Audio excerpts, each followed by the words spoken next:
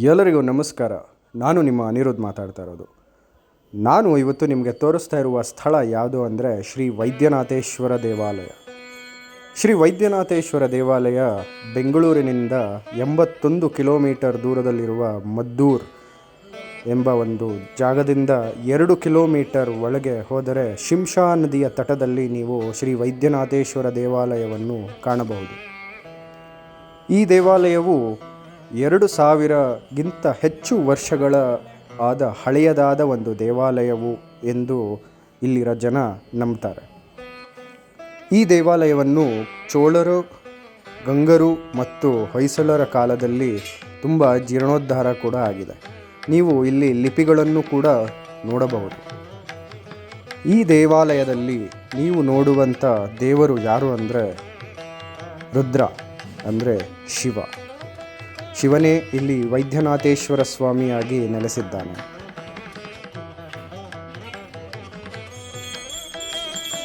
ಈ ದೇವಾಲಯದಲ್ಲಿ ನೀವು ಇನ್ನೊಂದು ಅಚ್ಚರಿ ಏನು ನೋಡಬಹುದು ಅಂದರೆ ಈ ದೇವಾಲಯದ್ದೇ ಒಂದು ಪರಂಪರೆಯುಳ್ಳ ಒಂದು ಬಸವ ಕೂಡ ನೀವು ನೋಡಬಹುದು. ದೇವಾಲಯದಲ್ಲಿ ತುಂಬ ಶಕ್ತಿಯುಳ್ಳ ದೇವತೆಗಳು ಕೂಡ ನೀವು ನೋಡಬಹುದು. ಯಾರು ಅಂದರೆ ಶ್ರೀ ಸೂರ್ಯನಾರಾಯಣ ದೇವರು, ಕಾರ್ತಿಕೇಯನು ಮತ್ತು ಉಮಾಮಹೇಶ್ವರಿ ಎಂಬ ಒಂದು ದೇವತೆಯ ಒಂದು ದೇವಸ್ಥಾನವೂ ಕೂಡ ನೀವು ಈ ದೇವಸ್ಥಾನದಲ್ಲಿ ಕಾಣಬಹುದು. ಉಮಾಮಹೇಶ್ವರಿಯು ಪಾರ್ವತಾಂಬೆ ಎನ್ನುವ ಒಂದು ಹೆಸರಿನಲ್ಲಿ ಇಲ್ಲಿ ನೆಲೆಸಿದ್ದಾಳೆ. ಇಲ್ಲಿ ನೀವು ನವಗ್ರಹಗಳನ್ನು ಕೂಡ ಕಾಣಬಹುದು. ಈ ಜಾಗವು ಯಾರಿಗೆ ರೋಗ ರುಜಿನಗಳಿಂದ ಬಳಲಿದ್ದಾರೆ ಅವರು ಈ ಜಾಗವನ್ನು ಒಂದು ಶಕ್ತಿಪೀಠವಾಗಿ ಕಾಣಬಹುದು. ಬನ್ನಿ, ಅರ್ಚಕರು ಇದರ ಒಂದು ಇತಿಹಾಸ ಮತ್ತು ಒಂದು ಶಕ್ತಿಯ ಬಗ್ಗೆ ತಿಳಿಸಿದ್ದಾರೆ. ಹಸುಗಳೆಲ್ಲ ಬಂದು ಕಾಡಲ್ಲಿ ಮೇಯ್ತಾ ಇರುತ್ತೆ. ಅದರಲ್ಲಿ ಒಂದು ಹಸು ಬಂದು ಗಿಡಗಳ ಮಧ್ಯೆ ಹಾಲು ಕೊಡ್ತಾ ಇರುತ್ತೆ. ಅವ್ರಿಗೆ ಒಂದು ದಿವಸ ಭಟ್ರೆಲ್ಲ ನೋಡ್ತಾರೆ, ಹಾಲು ಕರಿತಾ ಇರುತ್ತೆ. ಮಾರನೇ ದಿವಸ ಬಂದು ಅವರು ಬಾಳೆಗಾರನಿಗೆ ಹೇಳ್ತಾರೆ ಅದು ಹಾಲು ಕರಿತಾ ಇರುತ್ತೆ. ಅದು ಮಾರನೇ ದಿವಸ ಅವರೇ ಬಂದು ಪ್ರತ್ಯಕ್ಷ ನೋಡಿದಾಗ ಹಾಲೇ ಹಿರಿತಾ ಇರುತ್ತೆ.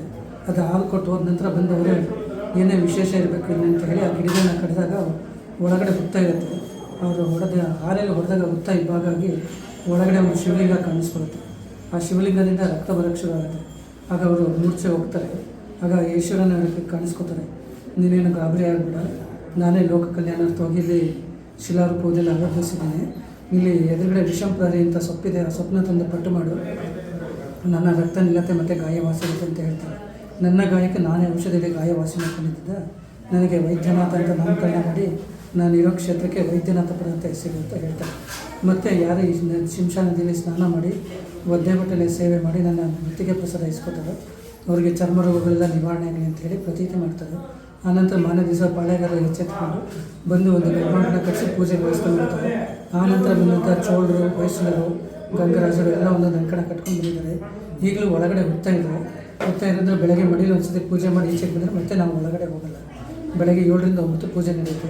ಆ ಒಳಗಡೆ ಹುತ್ತ ಪ್ರಸಾದ ಕೊಡ್ತೀವಿ, ತೀರ್ಥ ಮಾಡಿ ತೊಗೊಂಡ್ರೆ ಏನೋ ಸಮಸ್ಯೆಗಳಿದ್ರು ನಿವಾರಣೆ ಆಗುತ್ತೆ. ಮತ್ತೊಂದು ವಿಶೇಷತೆ ಏನೆಂದರೆ ಇಲ್ಲೇ ಪರಶುರಾಮರು ಬಂದು ಈ ದೇವರಿಗೆ ಸೇವೆ ಮಾಡಿ ಇಲ್ಲಿ ಲೋಕ ಕಲ್ಯಾಣಾರ್ಥವಾಗಿ ಕುಷ್ಠರೋಗ ನಿವಾರಣೆಗೋಸ್ಕರ ಯಾಗ ಮಾಡಿ ಒಂದು ಸೂರ್ಯನಾರಾಯಣ ಸ್ಥಾಪನೆ ಮಾಡಿದ್ದಾರೆ. ಇದು 2000 ವರ್ಷಗಳಷ್ಟು ಹಳೆಯದು ಇತಿಹಾಸ ಇರುತ್ತೆ. ವೈದ್ಯನಾಥ. ನೀವು ನೋಡ್ತಾ ಇರೋದು ಶಿಂಷಾ ನದಿ.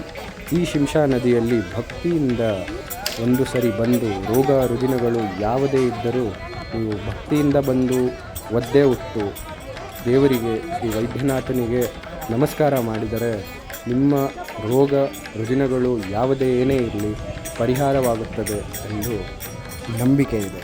ನಮಸ್ಕಾರ.